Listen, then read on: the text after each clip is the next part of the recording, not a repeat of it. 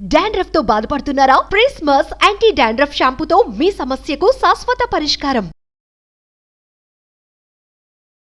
నమస్తే రమగారు. నమస్తే జయ.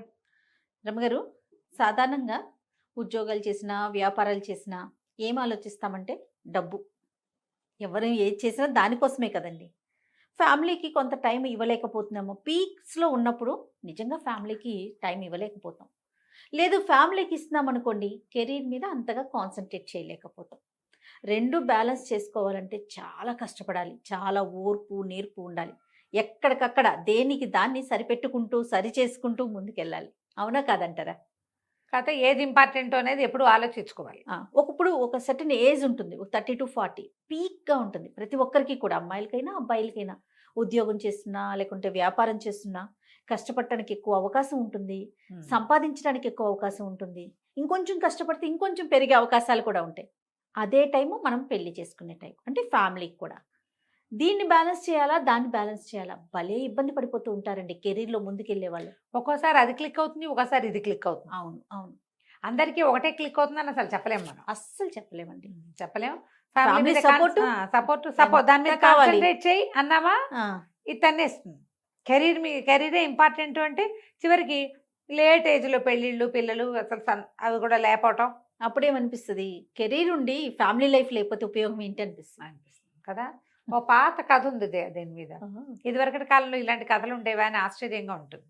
సరే, కథకి వెళ్లే ముందు మీ ఒపీనియన్ చెప్పండి నాకు. ఎట్లా ప్లాన్ చేసుకోవాలి? బ్యాలెన్స్. నేను చెప్పిందే చెప్తున్నారు రమ్మగారు, మీరు చెప్పండి రమ్మగారు. ఇప్పుడు కాదయ్యా, నువ్వు బ్యాలెన్స్ చెప్పి నేను ఏం అక్కర్లేదు అని ఎలా చెప్తాను? నేను కూడా బ్యాలెన్సే కాదు చెప్పాలి. ఇంకేమన్నా టిప్స్ చెప్పండి. టిప్పుకే ఉంది. మనం ఏంటంటే ఒక ప్రైమ్ టైంలో ఇది ఆ పిల్లల్ని కనాల్సిన వయసు, ఇది దాటితే మీకు ఇబ్బంది అని డాక్టర్ చెప్తే కెరీర్ నాపి పిల్లల్ని కనండి. డాక్టర్లు చెప్తారు 30 లోపల ఫస్ట్ కాన్పు ఇవ్వాలి, 40 ఏళ్ళు వచ్చాక రెండో కాన్పు ఓకే, కానీ మొదటి కాన్పు బిఫోర్ 30. అసలు 25కి ముందైతే మరీ మంచిదట జయ. మనం 49 అని అదని ఎంతమంది డాక్టర్లతోటి మాట్లాడుతున్నాం. నేను మాట్లాడాను, మీరు ఎన్నో వీడియోలు చేస్తున్నారు.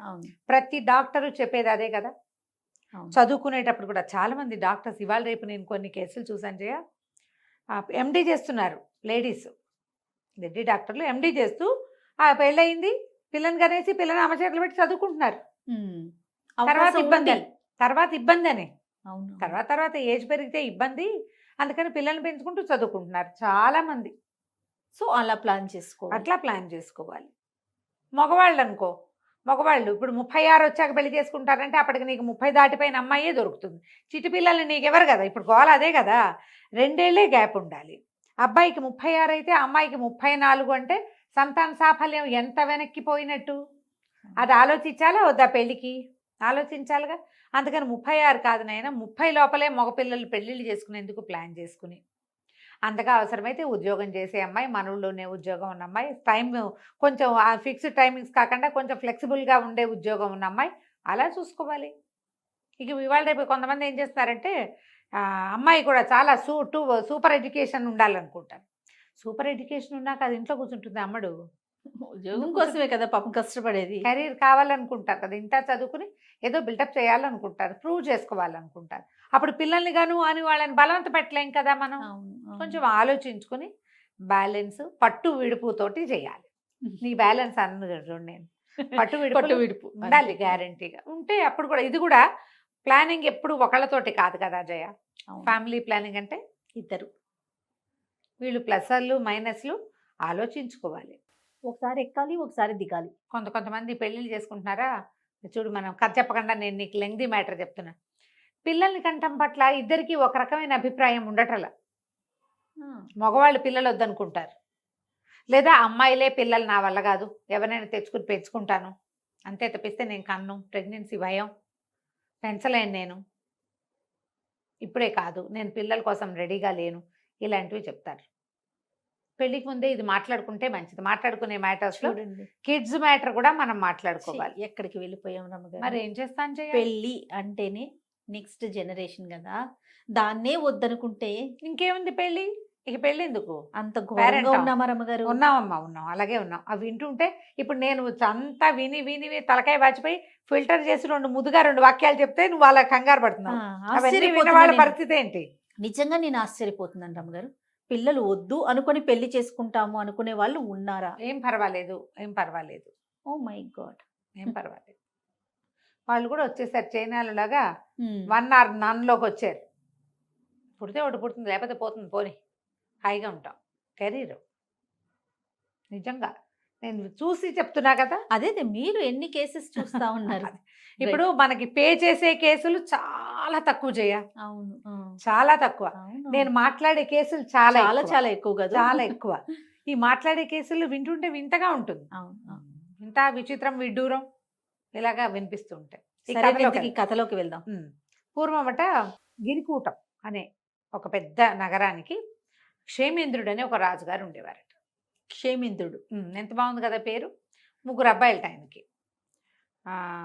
నందుడు, సునందుడు, ఆనందుడు.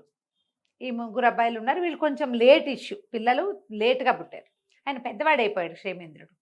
అయితే అనుకోకుండా ఆయన ఒకసారి మరణించేశాడు. సడన్గా పోయాడు ఆయన. పోయేసరికల్లా పిల్లల్లో ఎవ్వరికి యవరాజ్య పట్టాభిషేకాలు అవి చేయలే. ఉంటాం అనుకుంటాం కదా జయ, మనం పోతామని ఎవరు అనుకుంటారు? పొరపాటును కూడా అలాంటి ఊహలు రావు. అయితే సైన్యాధిపతి చాలా గట్టివాడు. అతను రాజ్యాన్ని సంభాళించాడు. సంభాళిస్తే కొంతకాలం నడుస్తుంది.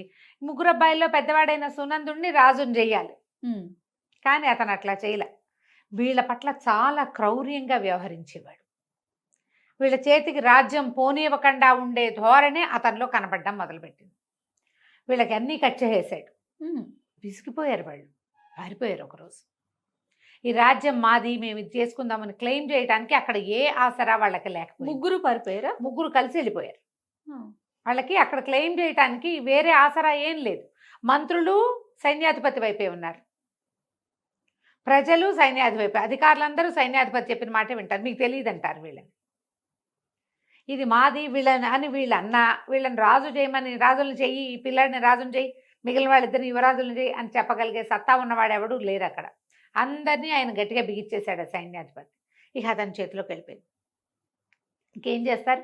3 కలిసి ఇక మనం ఇక్కడ ఉండద్దు, ఇక్కడ మనకి ఫ్రీడము లేదు, వేరే ఎక్కడికైనా వెళ్ళి ఆలోచించుకుందాం అసలు ఏం చెయ్యాలో అని 3 కలిసి పారిపోయారు. ఓకే. పారిపోయి నగర శివార్లు దాటేశారు. దాన్ని ఆనుకుని అవతలకి చాలా పెద్ద పెద్ద అడవులు ఉన్నాయట. అడవుల చివరికి వెళ్ళిపోయారు. ఏవో గుర్రాలు వేసుకుని వెళ్ళారు. అడవుల్లోకి వెళ్ళాక ఇక మనుషు సంచారం ఏం కనపడుతుంది? ఒక 3-4 రోజులు డక్కా మొక్కలు తిన్నారు. చివరికి ఆ అడవి చివర ఒక పెద్ద పాక వేసుకుని ఉన్న ఒక కుటుంబాన్ని చూశారు వీళ్ళు. పూరిపాకే కానీ పెద్దది. సరే, ఇంకా అప్పటికి ఏవో కాయ కసరు తిన్నారు 3-4 రోజులు. ఒక పూటైనా ఉడికిన అన్నం తినాలనిపిస్తుంది కదా. సరే, ఆ ఇంటి వాళ్ళు ఎవరున్నారో చూద్దామని ఆ ఇంటికి వెళ్ళారు. వెళ్ళేసరికి ఆ ఇంట్లో ఒక ముసలాయన కూతురు ఉన్నారు. కూతురు పేరు ఇందుమతి, ఒక 16-15 ఏళ్ళ పిల్ల.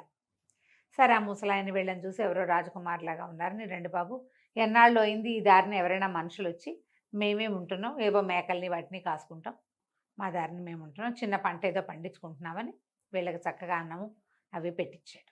అన్నాలు తిన్నారు, చక్కగా ప్రశాంతంగా కూర్చున్నారు. కూర్చున్నాక 3 మాట్లాడుకోవటం మొదలు. ఇప్పుడు ఏం చెయ్యాలి మాట్లాడుకుంటుంటే పెద్దవాడు అన్నాడు, చాలా సైన్యం కావాలరా, ఇది కంట్రోల్ చేయాలంటే వీటిని మనం సైన్యాన్ని సంపాదించాలి, మొదట జనాన్ని కూడగట్టాలి.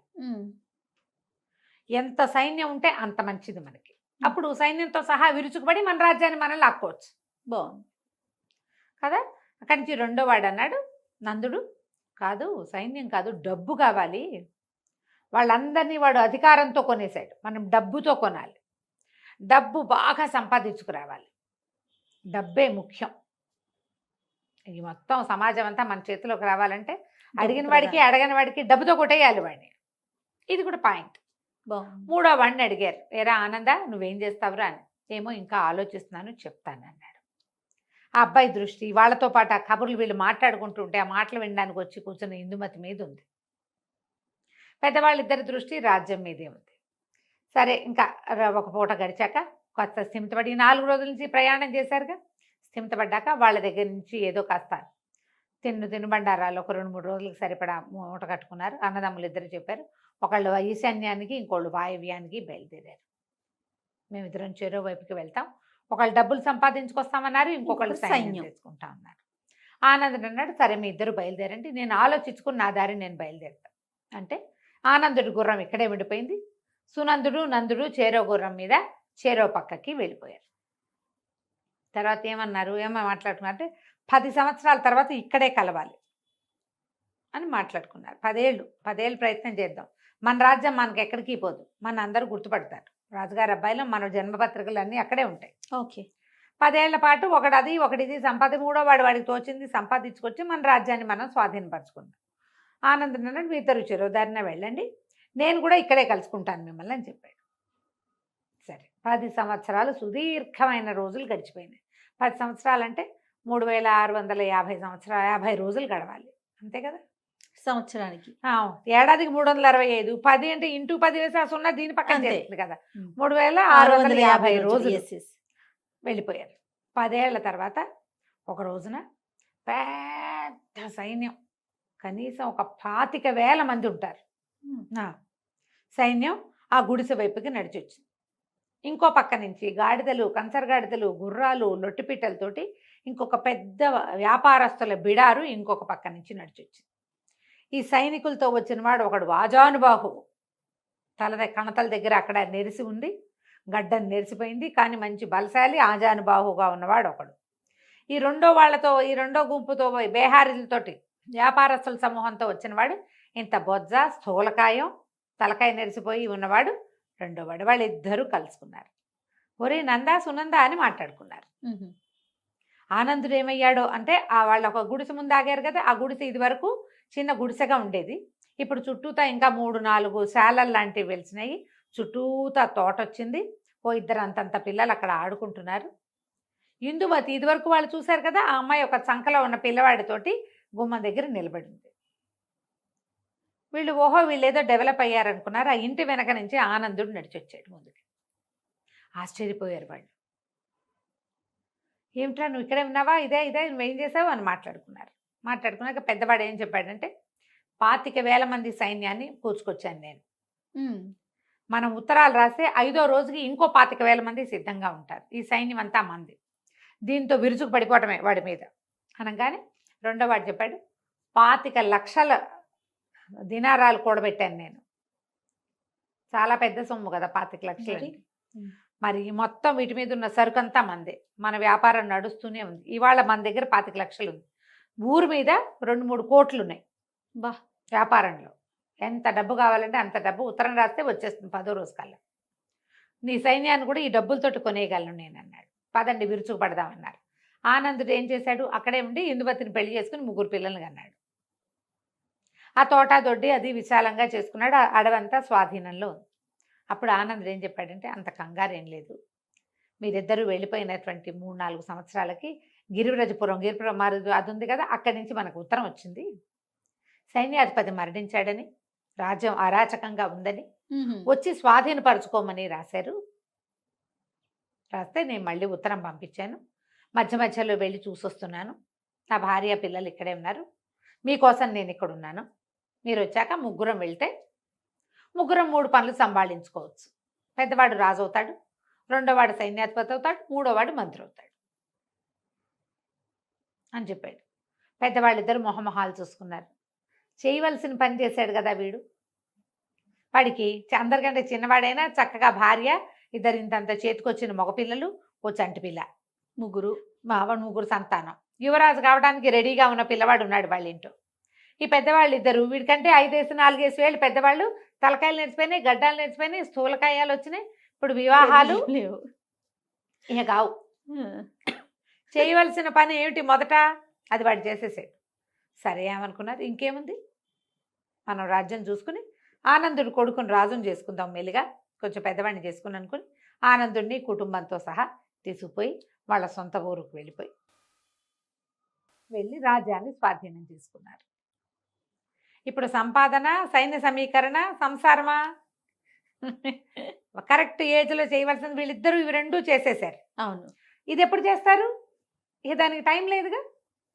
దానికంటూ ఒక టైం ఉంది మరి. టైం ఉంది. ప్రధానంగా ఏంటంటే సంపాదనకి ఎల్లలు లేవు. 70 ఏళ్ళు వచ్చాక కూడా సంపాదన ఉంటుంది. ఎస్. కానీ సంసారానికి వయసు కావాలి. కావాలి కదా, ఆడకైనా మొక్కైనా. ఇది ఖచ్చితంగా. ఆలోచించుకుని మనం ఈ కథల్ని బాబా. మన జీవితాలకి అప్లై చేసుకోవాలి. అబ్బా, ఎంత మంచి కథ చెప్పారు రమ్మగారు. సూపర్ అండి, నిజంగా నిజంగా పాత చాలా కథ బాగుంది. కదా.